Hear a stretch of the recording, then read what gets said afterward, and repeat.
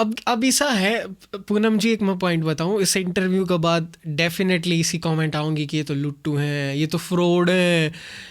Even बताओ, ये जो लोग कहने लग रहे हैं आम तौर पे, ये की कंप्लेन हो इन लोगों की जो नु कहते रहे कि फ्रॉड है, ये तो लूटते रहे हैं सब ने, ये कौन लोग हैं?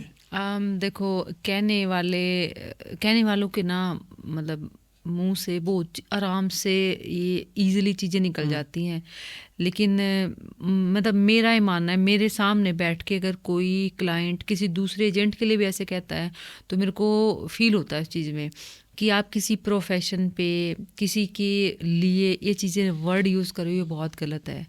आप उस चीज़ को ध्यान से समझो।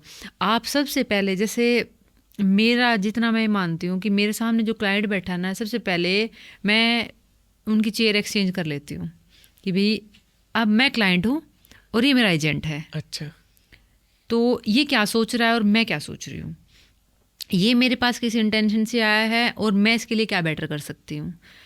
तो अगर मेरे बस की बात नहीं है या अगले बंदे को जाना चाहिए नहीं जाना चाहिए, मैं ट्रांसपेरेंसी से बता दूँगी। और अगला क्लाइंट को भी मेरे ख्याल से हमेशा चेयर एक्सचेंज करके सोचना चाहिए कि मैं अगर इस चेयर पे होता तो मैं क्या करता।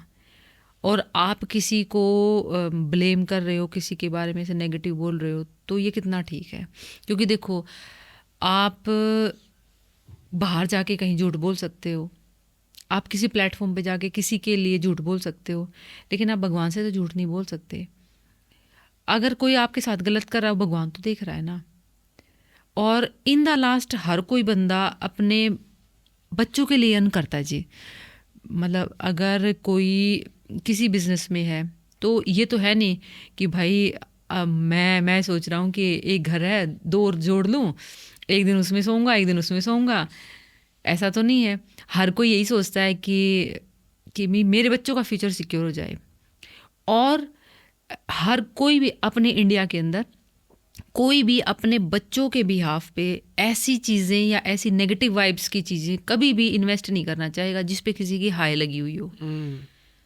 तो आप एक बार उस एजेंट की तरफ से भी ये सोचा करो कि वो एजेंट आपके लिए क्या ठीक करना चाह रहा था, क्या कर सकता है। आप उसको अप्रोच तो करो, आप उसको चीज़ें क्लियर तो करो। सबसे मेन इशू क्या आता है जी, मिसअंडरस्टैंडिंग का जाता है। अपने यहाँ पे क्या होता है, अगर किसी क्लाइंट ने 10,000 रुपये दे दिए ना और उसने 2 कॉल कर दी 2 दिन में और 2 कॉल नहीं उठाई, उसके दिमाग में ना तभी घंटी बज जाएगी, मेरे साथ फ्रॉड हो गया, मेरे साथ तो स्कैम हो गया, मेरे को ना फंसा लिया गया, मेरे को 20,000 रुपये ले लिए और अब फ़ोन भी नहीं उठा रहे। हालांकि चाहे ऑफिस में 2 दिन छुट्टी हो, वो इतने में ना 50% तो क्लैरिफिकेशन दे देगा कि भाई ये स्कैम है। कहीं कहीं कहीं कहीं कमेंट करना स्टार्ट कर देगा कि भाई स्कैमर है ये।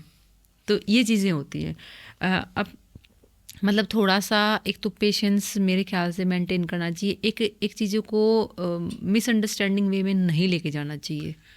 जैसे कि इसमें अगर मैं बताऊं कि मैंने अप्लाई कर दिया वीज़ा खातर और आपने मेरे से एक बता दिया आपकी टाइम पीरियड कि 15 डेज़ का टाइम लगा, तो कदे कदे कि 15 डेज़ के बाद मैं आपके पास कॉल करूं और मन रिस्पॉन्स ना मिलता, तो आम तौर पे वह स्टूडेंट का मन में आया करे। हाँ, तो वो उसमें क्या होता है, उसमें देखो हर बार ये भी नहीं होता और मार्केट में ऐसा भी नहीं कि हर बार क्लाइंट ही ख़राब होता है।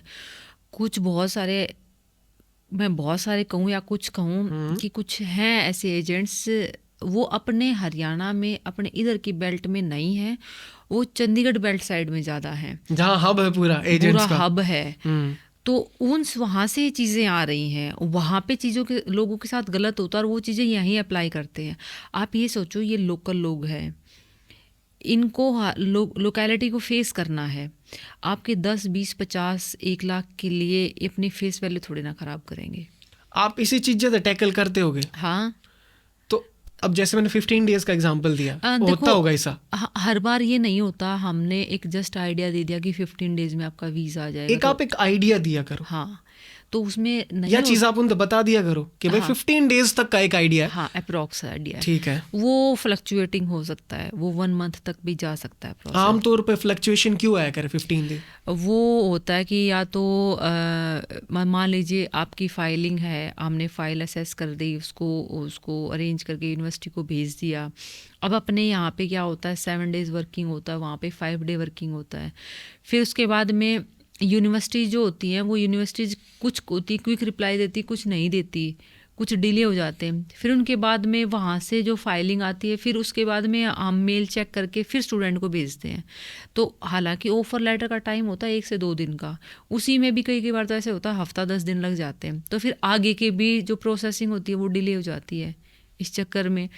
तो अब स्टूडेंट तो ये कहता है जी मैंने 15 दिन की कही थी, 15 दिन में वीज़ा दो, मेरे पैसे वापस दो, इतना इंस्टेंट उनको रिजल्ट चाहिए होता है। ठीक है। तो इस चीज़ में फिर क्या होता है, वो बेचारा एजेंट फिर सोचता है कि भाई नहीं, मैंने गलत फाइल उठा ली इस बंदे की। तो ये चीज़ें कई बार फिर हमारे अंदर में मिसकंसेप्शन क्रिएट करते हैं कि कई बार तो ये होता है कि नहीं, ये लाइन ही ठीक नहीं है। ओह। कि मतलब मेरे को भी कभी कभी आता है कि अगर ना तुम्हें दुश्मनी पालनी हो ना तो इस लाइन में आ जाओ, वीजा कंसल्टेंट बन जाओ। भर भर के। ठीक है। हाँ, अब 10 में से मान लो 6-7 का वीज़ा आ गया, वो तो ये कहेंगे मिठाई के डब्बे लाएंगे, मैम कौन सी मिठाई लाएं आप ये बता दो, आपकी फेवरेट कौन सी है। अच्छा, वो जो वीज़ा वाली वो मैडम थी दूसरी, उसकी भी पूछो कौन सी फेवरेट है। और जिनका रिफ्यूज़ल आया है वो सोचो वो कितनी गालियाँ देंगे। तो अब तो ऐसा हो जाता है कि चलो कोई नहीं, उनकी तरफ देखो जो हमें एक बेस्ट विशेस की वे में देखते हैं कि हाँ यार इन्होंने हमारा काम करवाया, देखो आज हम इनकी वजह से बाहर बैठे हैं। मतलब मैं ये कहूँगी कि कुछ बच्चे तो ऐसे हैं जो हमने बहुत कम या हम कहे कि बहुत छोटी कंट्री में भेजे थे, और वो आज वहाँ इतने सेटल हैं कि विश्वास नहीं होता कि यार ये हमने काम करवा रखा है।